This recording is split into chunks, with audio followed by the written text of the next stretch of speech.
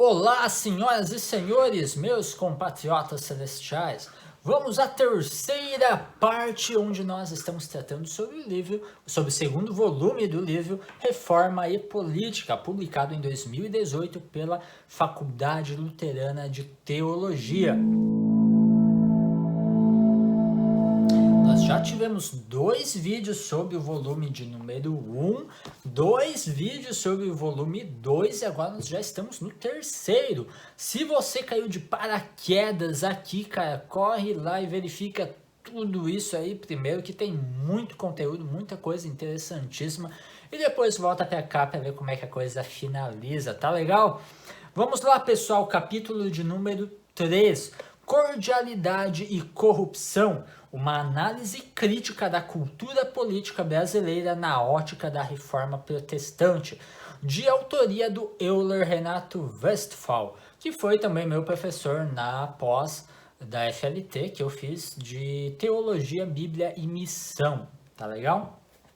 É um artigo curto este daqui, ele vai tratar então sobre as nossas pequenas desonestidades do cotidiano, né? E como as coisas formam assim, uma espécie de cultura da corrupção, né? Como tudo acaba se tornando tão normal, tão aceitável e moldando a nossa mente, que daí as pessoas vão chegar lá em postos de autoridade com justamente essa mentalidade, né, do jeitinho, de tirar proveito sobre tudo, e aí não teremos mais só a questão de furar uma fila, a questão de não devolver o troco errado, a questão de roubar no jogo, mas nós teremos verdadeiros esquemas de corrupção, né, que acabam custando muito caro para todos os contribuintes, né, para toda a nação, né, por conta dos impostos e tudo mais. E isso me faz lembrar deste livro aqui, ó, o livro que fez o seu mundo, interessantíssimo, de Vishal Mangawadi, um filósofo indiano que escreve a respeito da cultura ocidental, então nessa perspectiva oriental, né, com os olhos do Oriente, e ele escreve então sobre o nosso Ocidente, como é que nós chegamos aonde chegamos.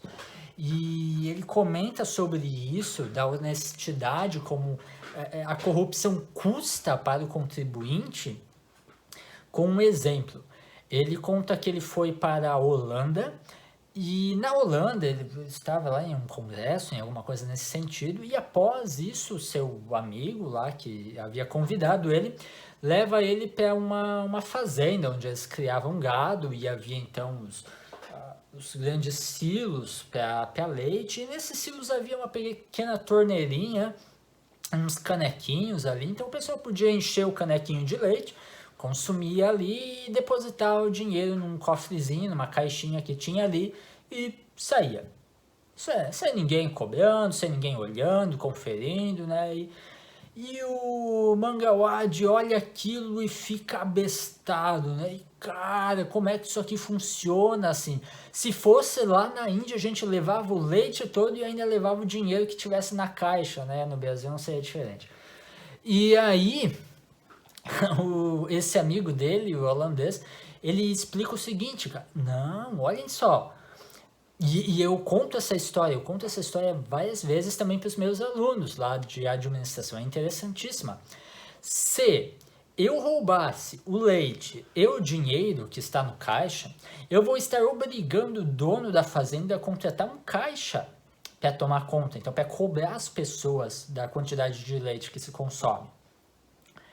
Só que quem é que vai pagar esse caixa, o salário desse caixa? Né? Numa primeira instância, tudo bem, é o dono, mas esse valor vai ir para o custo do leite. Ele não fica no prejuízo com isso, ele vai incorporar esse custo no preço do leite. Então, quem vai pagar em última instância é o consumidor final. Então, vai pagar mais caro pelo mesmo produto, pela mesma coisa. Só que se o consumidor não é honesto, então talvez o produtor também não precisa ser honesto, né? E aí talvez ele vá acrescentar água ao leite para ter mais volume e poder vender mais. Ou seja, o consumidor final vai acabar pagando mais caro, porque agora tem que pagar também o caixa, por um produto de menor qualidade. Aí, por conta disso, o governo vai ter de contratar um fiscal para verificar a qualidade do leite, para ver se o produtor não está passando a perna no consumidor. Mas quem é que vai pagar esse fiscal? O contribuinte, por causa dos impostos, né? O governo vai pagar o fiscal, mas vai cobrar do contribuinte a partir dos impostos. Então agora você já tem que pagar pelo leite, pela água, pelo caixa e pelo fiscal. Mas talvez o fiscal também não seja muito honesto e talvez ele aceite um suborno, uma corrupção ali para testar a qualidade de um leite que na verdade não é de qualidade. E quem é que vai pagar esse suborno? Mais uma vez, o consumidor final, porque o produtor vai jogar esse preço de novo para o leite. Agora você precisa pagar o leite, a água, o caixa, o fiscal, o suborno. Vai pagar tanta coisa, o leite vai ficar tão caro que você vai deixar de comprar um sorvete, deixar de comprar um achocolatado, coisas que agregam valor ao leite porque tudo se tornou caro demais. Então vai desestimular toda a economia, toda a produção nacional, porque o produtor só vai estar produzindo leite, não vai mais estar produzindo o queijo, o achocolatado, o sorvete, enfim, coisas ali, os derivados de leite, porque simplesmente não há mercado e porque o mercado já não tem mais condições de pagar, portanto, porque está pagando toda essa máquina corrupta que se instalou por conta da desonestidade da própria população. Coisa que não precisava acontecer se todo mundo fosse tão somente honesto. Interessantíssimo essas colocações todas. Eu, vez ou outra, menciono esse exemplo dos meus alunos de administração, porque eu acho fantástico essa colocação aqui do Mangawaji.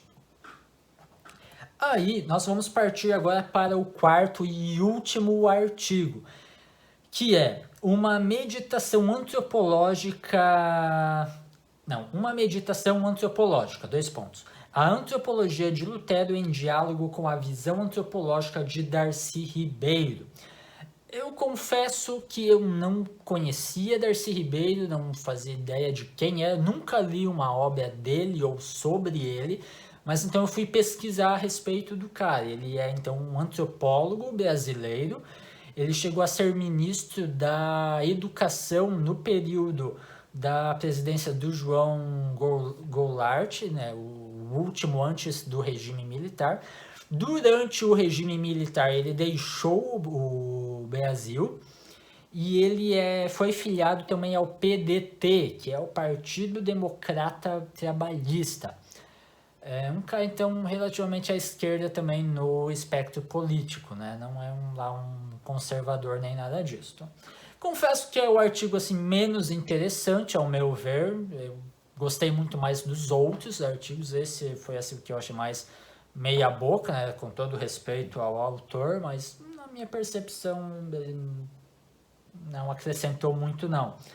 Mas algumas coisas que eu quero mencionar aqui. A primeira delas é na página 214. Na verdade, é a única coisa que eu quero mencionar.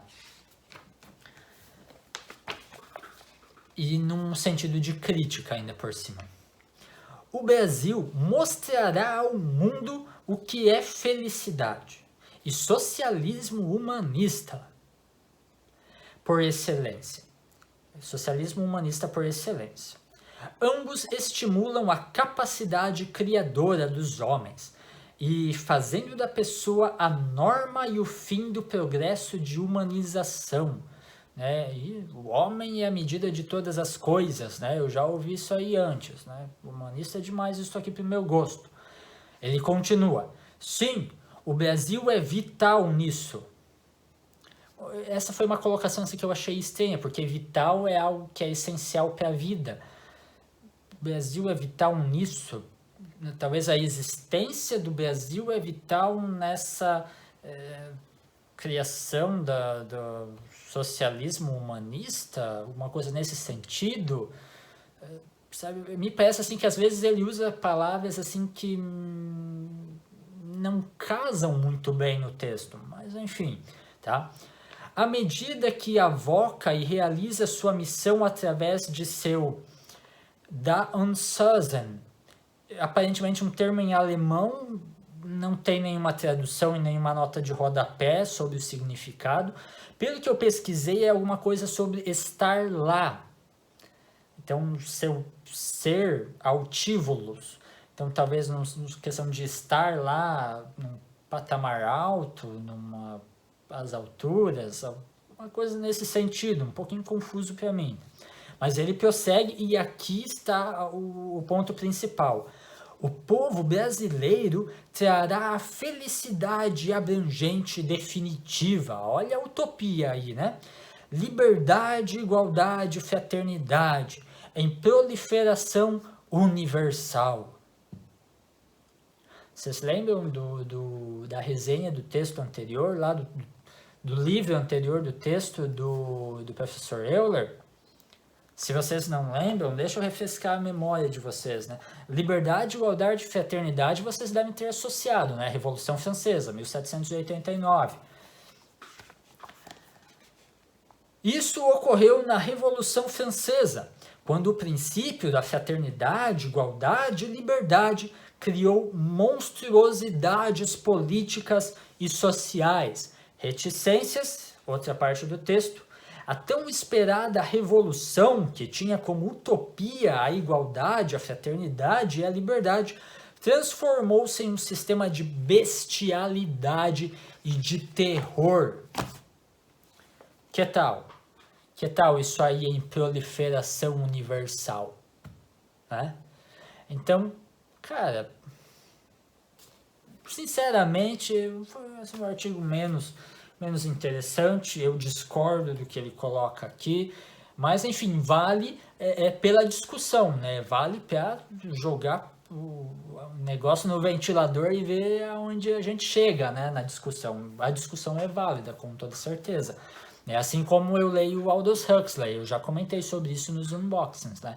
O Huxley, que eu discordo de tanta coisa dele, mas eu gosto de ler porque é um cara inteligente, um cara que traz à tona questões realmente pertinentes e desafia a nossa mente, né, a buscar refutações e tudo mais. E isso é sempre muito bacana.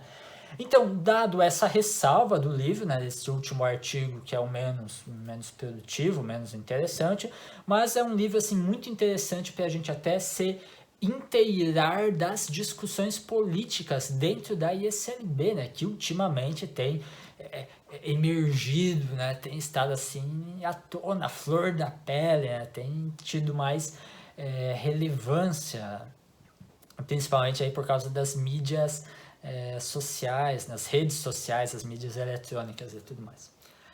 Então tá, pessoal, eu espero que vocês tenham apreciado a resenha desses dois livros, né? Foi bastante conteúdo, bastante coisa interessante, produtiva e enriquecedora, né, para nossa cultura e tudo mais. E esse é sempre o objetivo aqui do canal Teofilia. Eu fico muito feliz em poder dar essa pequena contribuição também para que a gente reflita juntos e enfim, esteja discutindo, esteja conversando a respeito dessas questões tão pertinentes para a nossa vida e teologia. O link para aquisição a partir da Amazon desses livros estarão aqui. Eu recomendo fortemente este daqui, um livro interessantíssimo.